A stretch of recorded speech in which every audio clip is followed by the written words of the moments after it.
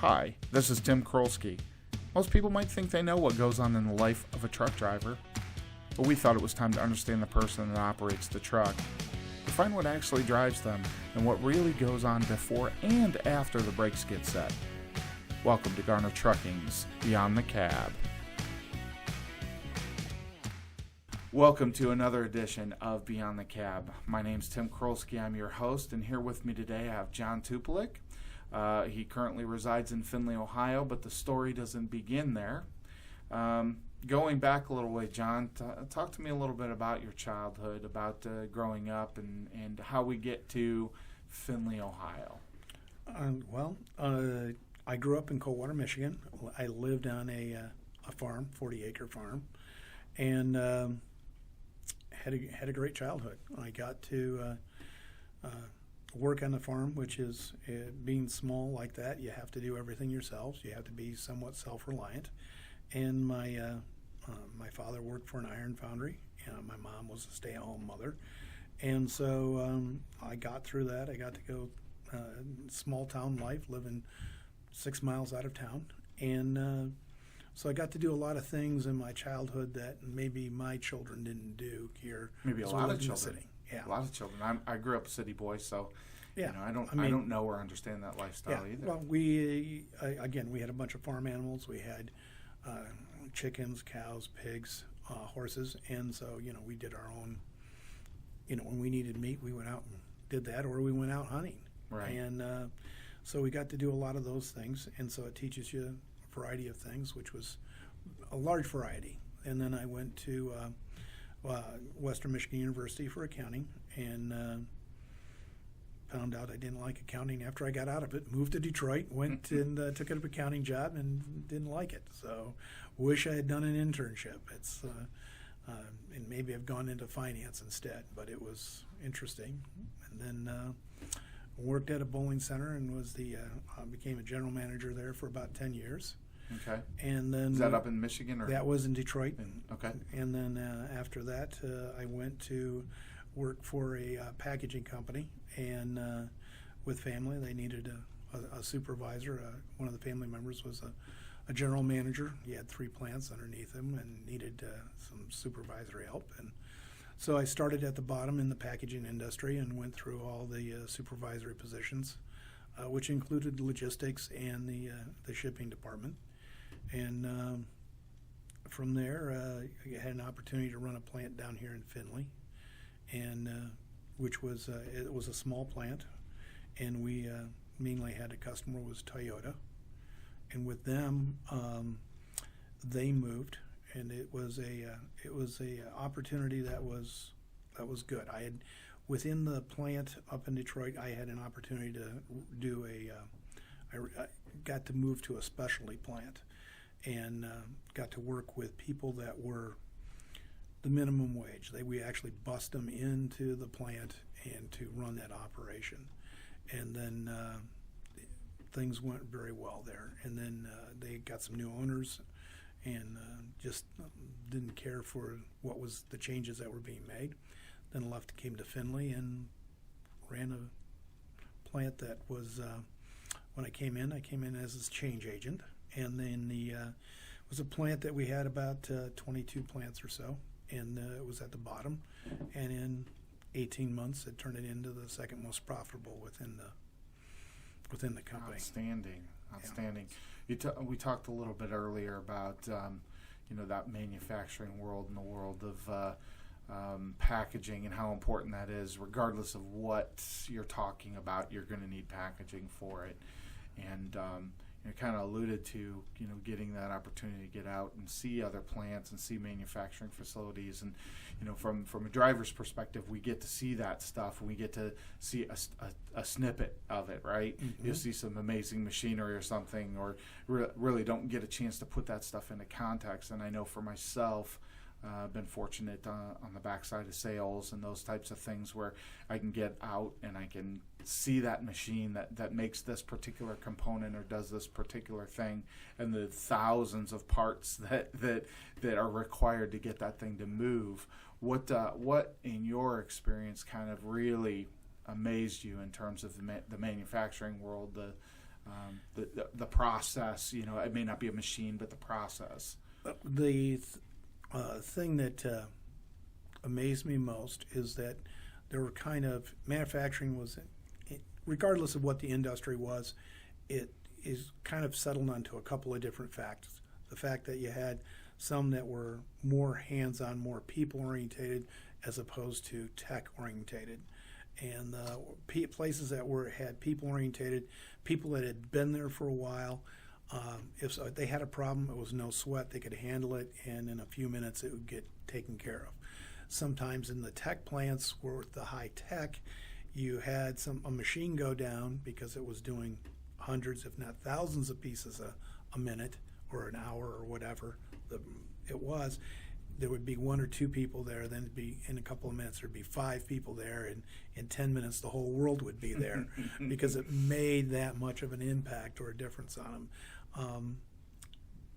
The thing that I also liked best about packaging, and a little bit about the same as that carries over in trucking, is you get to see different things, how people handle different issues.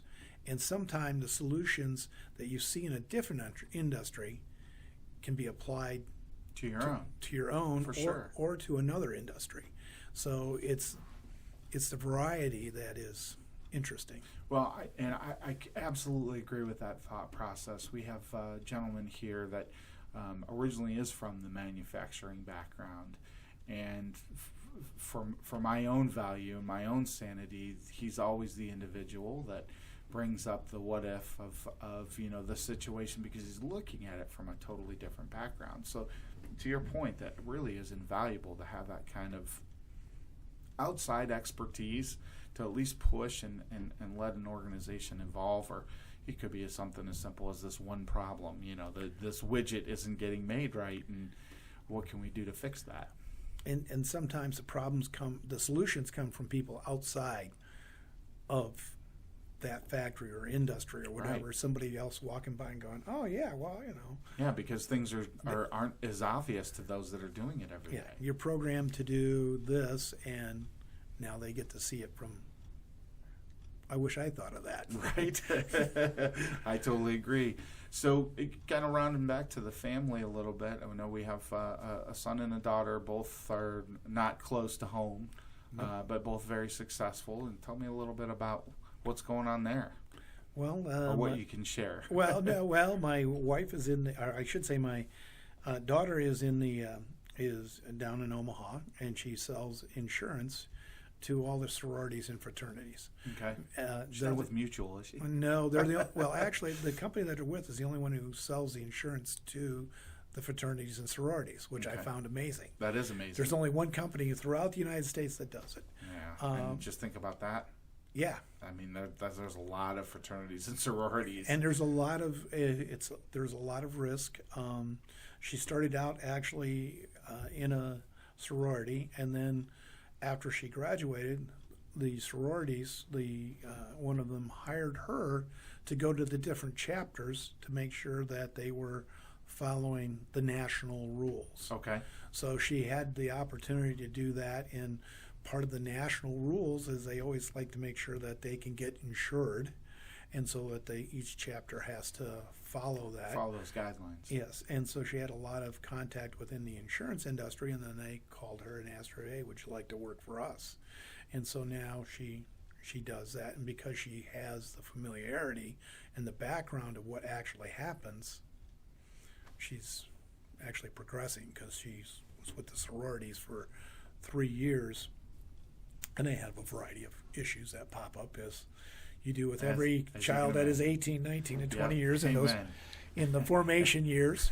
Yep, add a few drops of alcohol, and I imagine that exacerbates the problem a bit. Yes, yeah. Yes. And then your son, he's out west as well, right? He is. What's interesting with him is he works for a consulting firm, and he lives in Seattle, and they fly him every week to California to work for one of the high-tech companies. Okay. And he flies out on Monday morning and flies back on Friday morning, and it's amazing the things that happen with it that we would take for granted, that they just don't. Mm-hmm. And it's a lot of simple solutions to age-old problems, and it's just it's just very interesting. That's all. I can't talk a lot because there's confidentiality Sure, involved. yeah, But I can respect but that it completely. the things is that it's just, you'd be amazed. So, and he went and got his master's degree, and now he's been recruited by a couple different companies to come in and, well, come work for us. We don't want you as a consultant anymore. We would like to have you Nice. with us. Yeah. So it is nice. He does very well, but it's one of the daddy moments where you can say, yeah, we did well. Mom, we Well, did great well job. for both of Great them. So job. they're both just kicking it, and of course, you can't beat the California sun and being on the beach. And, Yeah, it's probably a tough life, right? yeah, yeah. So what brings you then to trucking? How do we leap forward to that?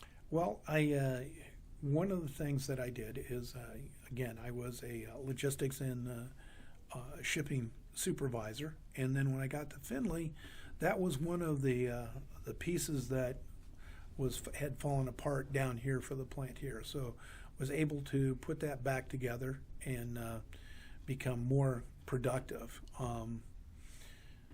Within our customer base, you have contracts, and some of the issues that we had was we're supposed to deliver twice a day to somebody, and we ended up delivering 5 and 6 times a day. Okay. So it was a tremendous cost. Well, no one had gone out to recoup those type of costs. They let it go, as a customer service type of thing. Cost of doing business. Yeah, Yeah. and that was one of the issues. And so when I came from Detroit, I came down here, like I said, as a change agent because it wasn't profitable. We weren't.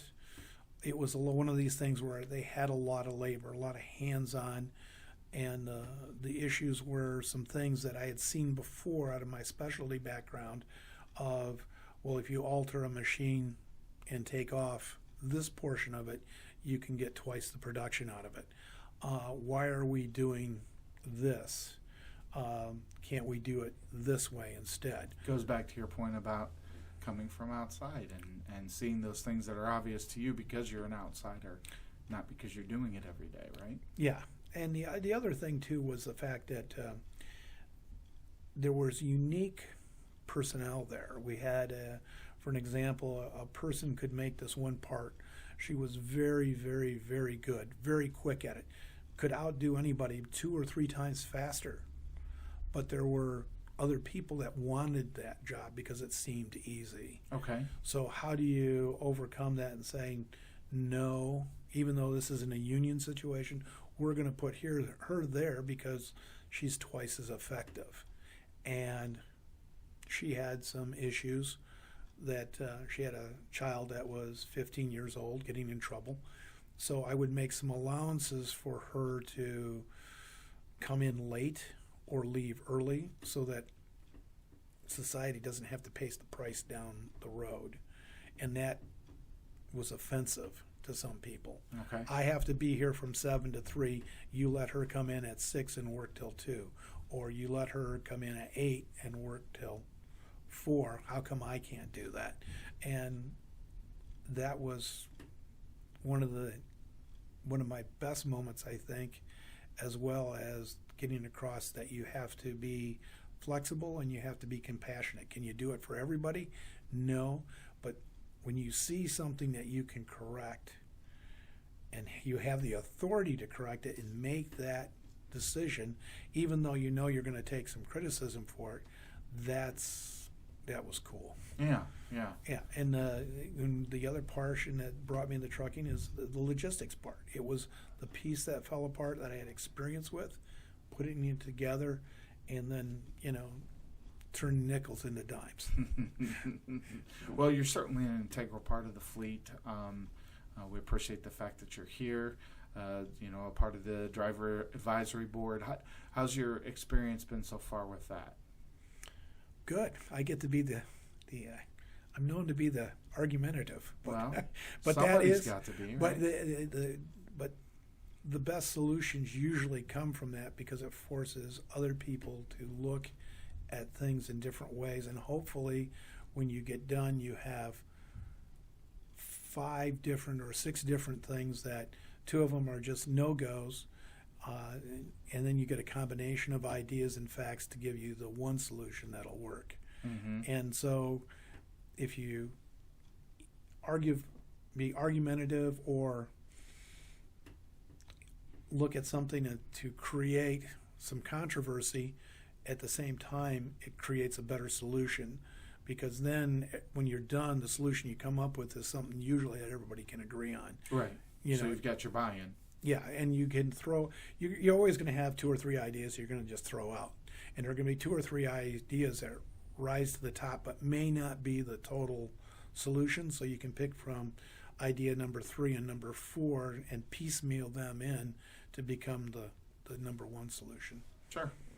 So it's an interesting thought process to get there, but I think you have to have those components that everybody's kind of pushing and pulling, with one another, not against each other, but yes. With one another to be able to come up with those solutions, because at the end of the day, that's what makes it work in the first place. It's the people that makes it work.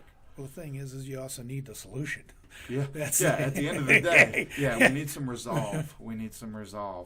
I know you stumbled a bit. We were talking a little bit about some of the questions and things and that we wanted to talk about today. And one of the big ones that I just am interested to know what your thought process is would be a common myth about trucking that you can debunk.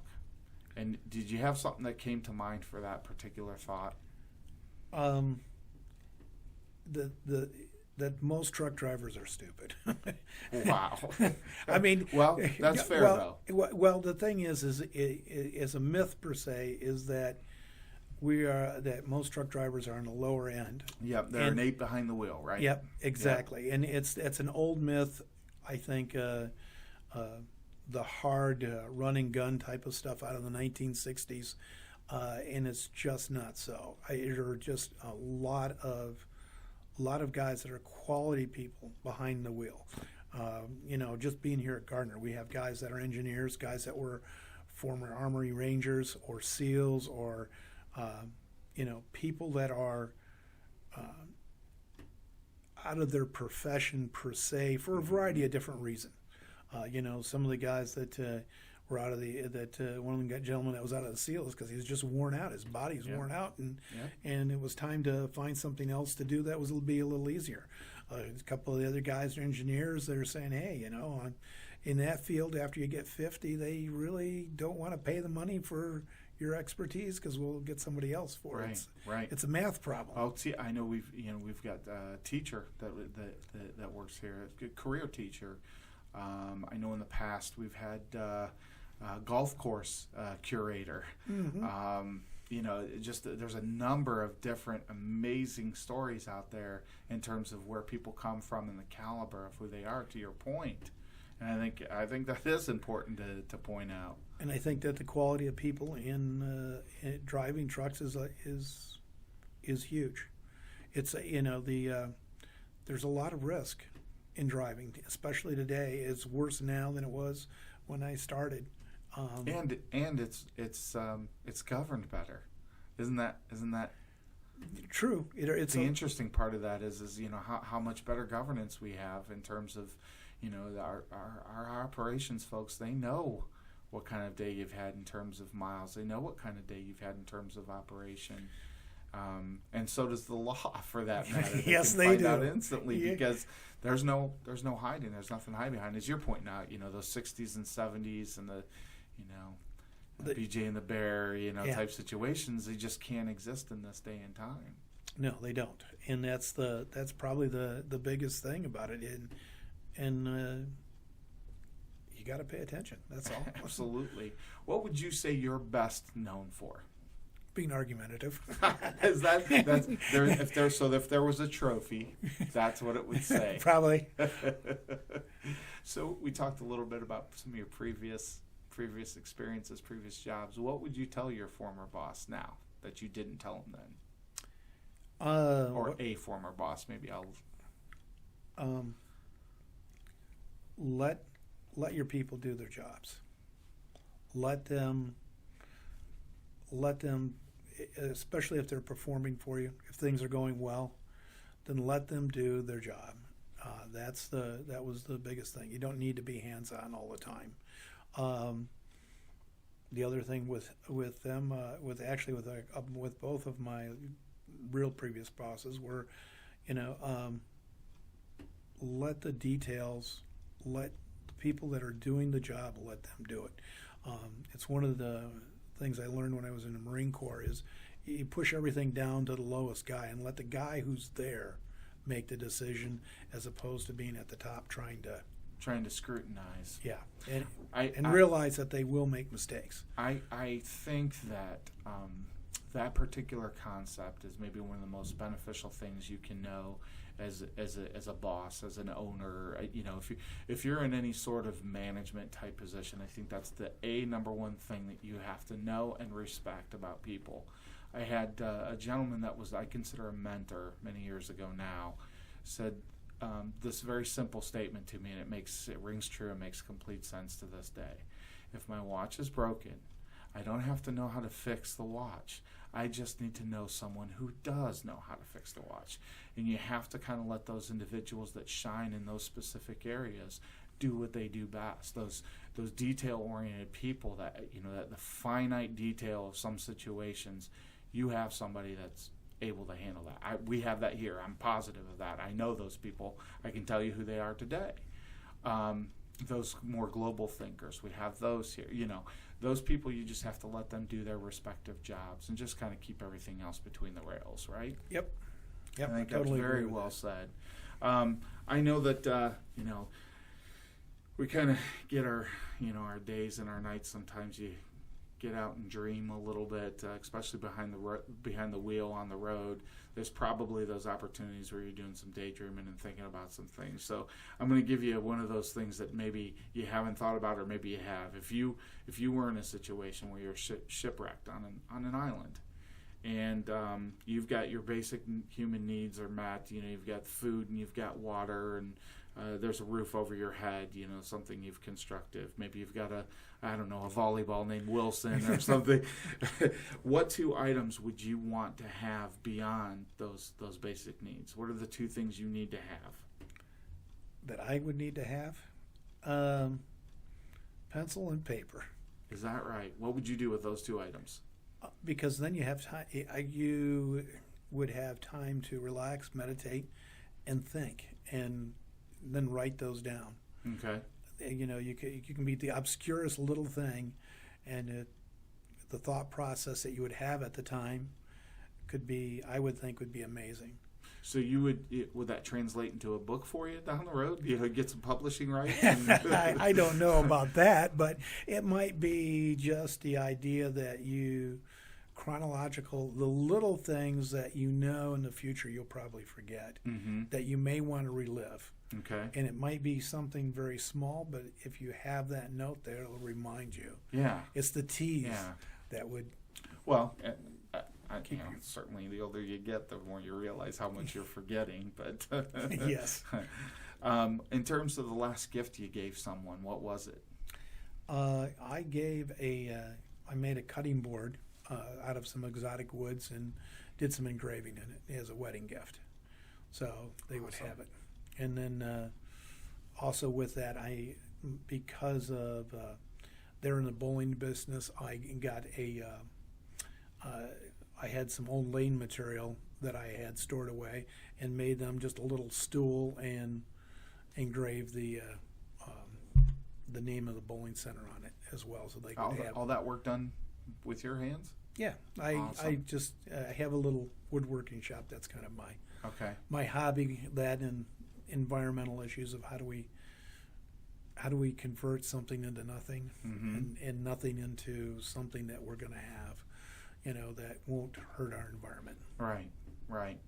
So you spend a lot of time outside the truck woodworking, or is that just something that you reserve that for special occasion? No, I spend a lot of time doing the woodworking. I've made some separate little windmills. I have some patents that I'm working on so that they are highly efficient the energy-wise stuff. I'm working with a group out of Norway. There's a group of PhDs that I'm the only American, and well, I should say, I'm the only American. The other guy is American and Norwegian. Introduced me to these guys, and we're working on some stuff that is hopefully in the future it will solve part of our energy needs, so that it's carbon neutral. It's one of those things where could we have done it before? Why aren't we doing it now? Right. Type of things. Simple stuff, but it's the energy industry is huge, and how do you take the pollution out of it? And it's like a whale, one bite at a time. So this is just a little piece of that. This is just a little piece of that, and hopefully we can change part of the world in the future sometime. I know I've spent a little bit of time here recently. I stumbled on a show, and I'll watch it in little bits and pieces here and there, but it's all about kind of building and living off the grid, and it always amazes me that the first thing is solar. It's always the first thing that people look at in terms of that energy and how you bank that power to be able to use to run whatever small place that those folks are building on that particular show. The one thing you never see is the solar side, or the wind power side of things.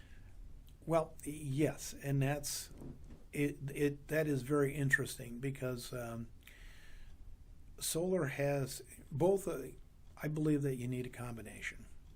The wind and the solar. The solar, what do you do if it's cloudy out? Right. Well, yes, you get some power from that. Right. And it's just like saying, what do you do when there's no wind? Part of it is just it's capital cost.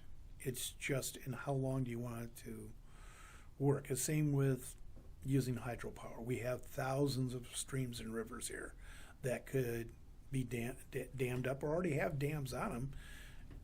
Why aren't we just attaching a generator to them? And harnessing that energy. Even though it won't be 10%, but if it's 1% and it lasts 500 years, it helps that footprint. That's your point. I think is it really helps that footprint that we're leaving behind, so that our children, grandchildren have a better environment than the environment that we're not trying to build a Hoover Dam or the Cooley Dam. Although pretty impressive. Yeah. Oh, very impressive. Pretty impressive.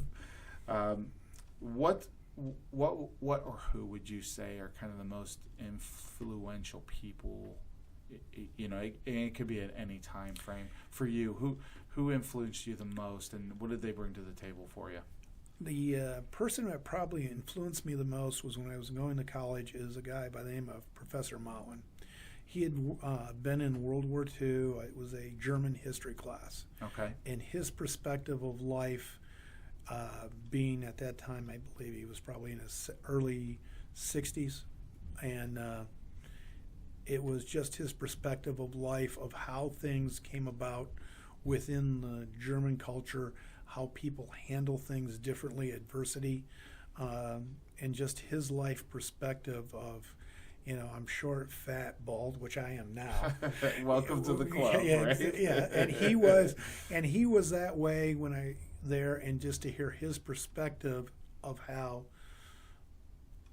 things went, because he was actually from the he had got just after D-Day, went on the beaches and all the way through the Battle of the Bulge and all the things that he had seen. And I actually had the opportunity to have a few beers with him after class a few times, and it was just interesting things of how the real world, when it got to be, the difference of the peoples and the cultures of Americans versus how the Germans thought versus how the Russians, when they actually met up with them, and just how devastating the world was at that time, and how grateful I am for being here in America, to be an American compared to some of the other things in the world.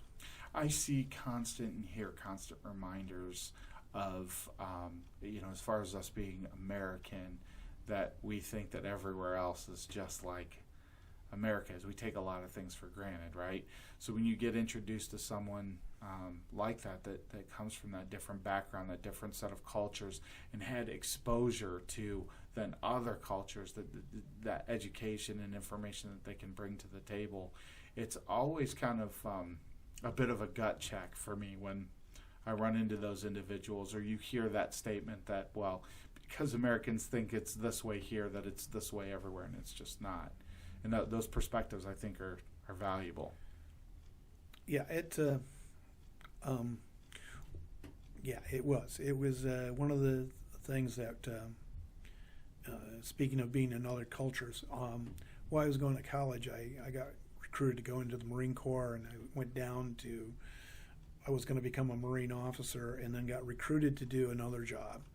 And while I was going to college, I became let's say a contractor, bounty hunter, to go hunt drug dealers in other countries. Okay. And that is a shock. When you see that, there's nothing, it will make you, when you get off the plane, you really want to kiss.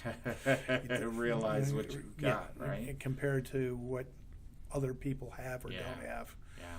So, I mean, you don't even have to go that far. I mean, you can just take the trip to Mexico and you'll see what that's all about. Oh, yeah. And that's just the beginning, right? Yeah. Further south you go. What's something you're not very good at, John? Being humble. Well, that's okay. That's okay. If you've got a lot to be proud of. Yeah, well, and it's what I'm really not good with sometimes is listening. Not listening to the full story. Only just getting the bits and pieces and only listen to what you want to listen to. Right. And it's cherry picking it a little. Yeah, always. And that's, I think that's, the self-awareness of statements like that, though, that's an important piece. That's something that you learn through time on Earth, your growth. And I think it's important that you're respectful of that okay, that's a shortcoming. Those types of things. I'm always in that mode where I want to make sure my point is heard and that you hear what I have to say and my perspective on it. And it's just as important, probably more so, to kind of sit back and relax and listen a little bit. So if you found something I'm not very good at, that would be my answer to that particular question.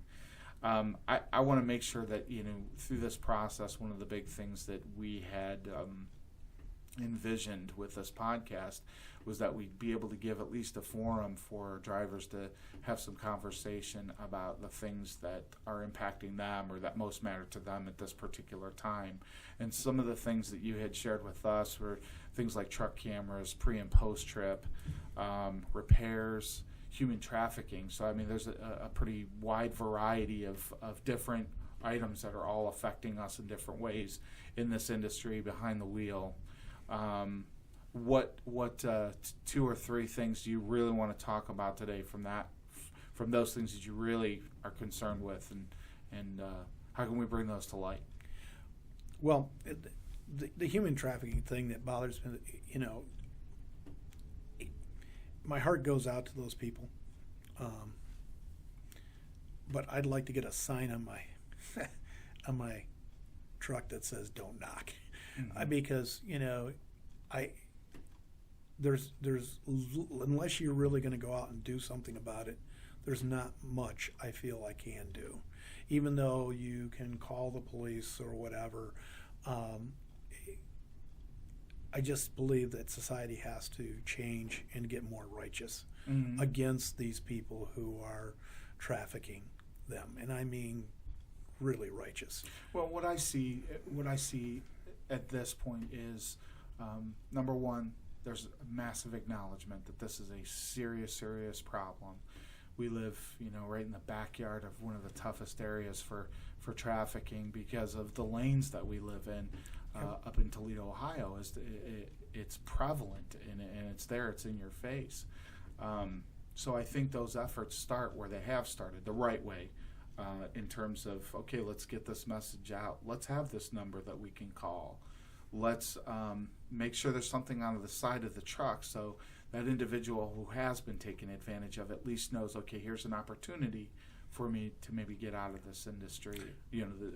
I hate to even call it an industry because it is. It's disgusting. Yeah, and I agree with that. I mean, I like to see more signage on our trucks, on the tractors as well as the trailers. That's the,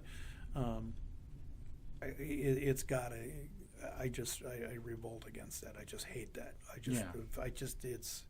It's beyond disgusting in my. Well, it's humans thinking. owning humans. It's humans behaving less than human, and that's the atrocity there. And you're just destroying someone's life and devaluing that life so much that I don't know. I have a hard time with that as well, John.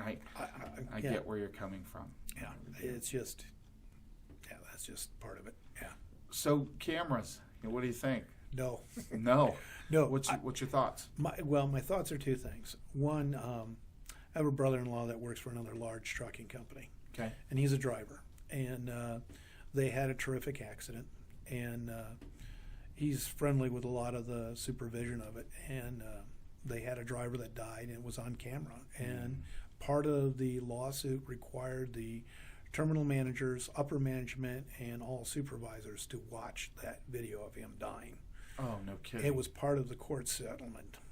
Unbelievable, but it was confidentiality agreements, and you know how those sometimes work. But there were people within the company that were just revolted. They had secretaries that were required to watch this happen. So I'm against, the cameras are, I don't like the idea when the camera's on, the light comes on, and that is a distraction. That's one of the major things that I think is wrong.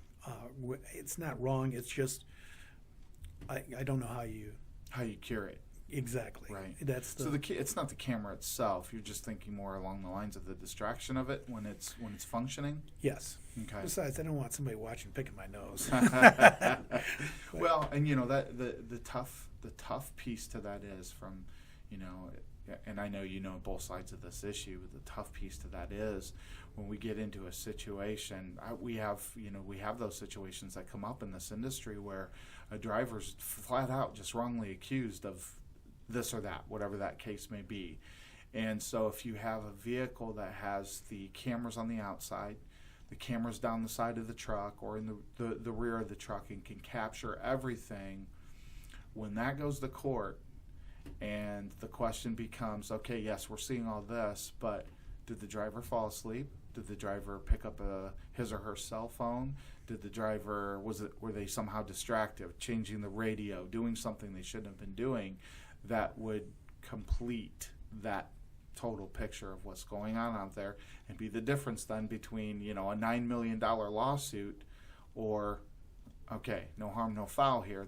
This wasn't a driver issue. That's pretty significant, from the company standpoint. That's a significant piece. But I think your point is at what cost, what's that personal side of things? What's the cost there? Well, and I think that if you're looking everywhere but in the cab, that should be able to tell the story without it. Because what the driver does in the cab, he turned his head because he went to look at his mirrors. Well, now, does that exonerate the driver or not? So to me, I don't think the camera in the cab is a total exoneration thing. No, and because that door swings both ways. Right, because the guy could have been on the phone. Yeah, that guy could have been on the phone, or the gal could have been on the phone, could be in a situation where they took their hands off the steering wheel, any number of things. But I guess it completes the picture, So from that perspective, now full circle, okay, this is what did happen, this is what went on, and we can deal with whatever that is at that point. Right now, we get into situations. Here's what kind of changed my mind about cameras in total, because this has been, it's been a long conversation for this organization. There's many organizations now that have them. I have a dear friend of mine. He works for another trucking company. They put in cameras a few years back, and it was hellfire and brimstone. Pounding on the table. I'm going to quit this job. I can't believe these. And here we are several years later. It was more than it's probably been 4 or 5 years now. He's still there. Camera's still on him. No problem, But that conversation for me stopped being so anti. Not that I'm saying you are. But I'm just saying what really proved it to me was one simple instance. We had at one time a very regular lane that we ran. We had a driver that went through a toll booth, was getting off of the turnpike, came through after the pre-pass let him through, and an SUV, a big black SUV, was going through at the same time. It appeared like he just wasn't even paying attention at all, and came across on the driver's right-hand side to the left-hand side and hit the truck. That driver, obviously, and the driver of the SUV were off to the side of the road. State Highway Patrol comes over, gets the SUV's perspective first. As, sometimes that can happen, and then comes over to the driver and lets him know that he's been accused of hitting that SUV. Well, this particular driver had mounted a camera in the truck of his own accord. He just wanted to make sure that things were getting documented out there. Shows this to the police officer as clear as day. You can see that the SUV was in the wrong, and he says, "Okay, thank you, sir. Have a nice day," and let him go. So that's certainly the advocacy for the truck, the camera on the exterior of the truck. Oh, and I agree with that 100%. Yeah. Cameras should be all the way around on the outside. But then the other side of it is, let's say the situation was different, and there was a little bit of a lane crossing there, and it could have went either way. And the question becomes, okay, well, was that driver even looking? Were they paying attention? Were they fiddling with their phone? Were they taking some medication at the time? All these different things that you could be accused of out there, and it just eliminates the question of it, whether it's the driver's fault or not, because we're not perfect either. We're professional, but we're not always perfect, right? Right. So it's a challenging discussion, one that I've kind of wrestled with over the years pretty heartily, because you want to make the right choices. For both the driver and for the company, you got to protect both sides of the house with that. It's challenging. It is. There's no easy answer on that one. So, just stepping back a minute to your beginnings in trucking, the things that you've picked up along the way, what you've learned, the hacks, like we were talking about early in the manufacturing world, the things that you've looked at that, okay, we could be doing this differently. Are there some tools or resources for you that you've picked up along the way that you feel like, okay, if you do this and this, or you have this tool or this thing, it helps to make that job a little bit easier, or at least helps you in some way? The biggest thing that has helped is doing your pre-trip and doing your post-trip. Those are in the following distance. And why do you say that? The pre-trip and post-trip, what makes that a good resource for you? The pre-trip is simply that I know I got a problem, okay, before I even get started, so I don't get stranded somewhere for it. Right. And that's, to me, that is the most honest and selfish answer you can give to that question, right? But that's the way I felt out on the road. I just don't want to get stuck somewhere where I got to worry about going to a shop, or I got to go here and do this, and it's going to inconvenience me. It's going to take time away from my day and things, me making the miles I need to make. Yeah, and it also protects you. Absolutely. That's the thing. No tickets. Right. That to me is just the thing. The same with the post trip is, okay, I've got a tire that's going down. Well, now I can just be parked and have somebody change it while I'm sleeping. Mm-hmm. Those type of things. That's it. In the following distance, that has saved my butt so many times with stuff that has just happened. The close call that doesn't have to be close. Mm-hmm. And because you do have close calls out there. A bunch of them, right? Yep. And so the one thing that's ingrained upon myself is, man, I don't want to ever have that happen again. Mm-hmm. And so I just have that following distance. Have that 7 seconds. It's just not worth it. Well, I think one thing that was that I kind of gleaned pretty quickly to kind of your point with the following too close, and it's that drivers, as soon as the clock starts, it's like an hourglass. That thing's running, and when you run out of the sands of time there, you better be where you're supposed to be, because that's all you got time to do for the day. Thanks for playing. Have a nice day. Yep. Come again tomorrow. One of the things that I did learn, though, pretty quickly, even with that in mind, there was an older gentleman that worked for our organization, and we were doing the same run. And his times were earlier than my times typically, and usually never saw the guy. But I'd run into him every once in a while as I'm passing him. You know, in our trucks, you know, they're regulated, they're governed. He would keep his truck at about 5 miles above the speed limit, and rode that way all the time.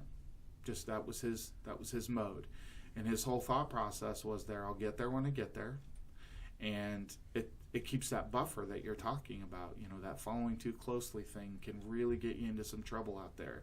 Because just because you have 18 wheels doesn't mean you have 18 brakes that are going to stop you faster, Exactly. right? And so for me, I know that was a quick lesson to learn. That, okay, you know, if I just lay back a little bit, I'm not competing with traffic at that point, right? Yep. I've got everybody else passing me, and it's one less threat that I have out on the road. So I think that's an invaluable point. As far as the stopping distance increasing, all of that, not following too closely, that's a healthy way to drive a truck. Yeah, and I get home.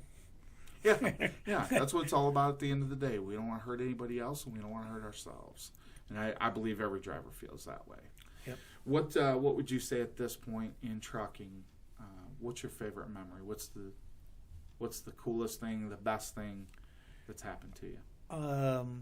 I was driving through Chicago and hit black ice, and the truck was actually going. It was early morning. There's 5 or 6 lanes on I-94 when it goes through downtown Chicago, and I was going sideways, and I lived. Most memorable accident that I didn't have. Was there a change of diapers at that moment? Or?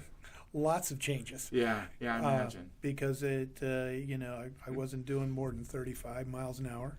There was no traffic, but it was probably the most memorable thing that ever happened. And then a gentleman on the CB coming the other way and said, "Way to pick it up,"